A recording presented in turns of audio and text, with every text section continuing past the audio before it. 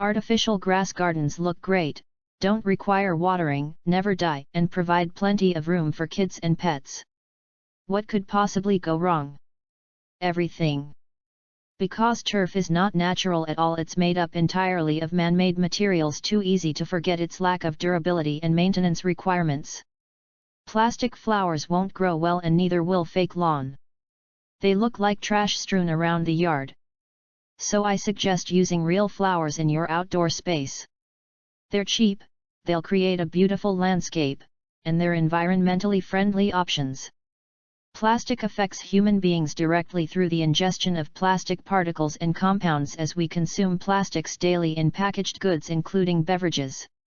Many everyday objects become disposable items that cannot be repaired once manufactured, leaving consumers responsible for recycling them individually. Our oceans and beaches are becoming littered with trash made from petroleum products, some of which float ashore onto land, affecting wildlife adversely when consumed. Plastic consumption is widespread throughout today's life, it exists in virtually every part of modern life. The material itself is cheap and widely available. As production and use continues to grow, its presence in water bodies and oceans grows exponentially. Plastics cause problems ranging anywhere from pollution to outright destruction of wildlife habitats. Plastic waste accumulates in landfills, leaches toxic substances into groundwater, and destroys habitat of marine mammals and birds alike. Plastic is found everywhere today. We cannot find anything in nature that was never touched by human hands.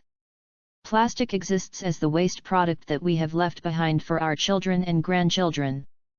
Our descendants need to clean up trash before they leave Earth. Unfortunately, most of pollution comes directly to us through the food chain or even from the air we breathe. The oceans absorb pollutants faster than land-based ecosystems.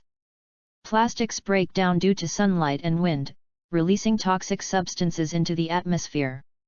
Having weighed up all arguments, it is quite possible for us to arrive at the conclusion that the best thing that people could ever do towards reducing greenhouse gas emission is by using eco-friendly, biomass-produced energy sources as well as renewable resources of food, medicine, and shelter.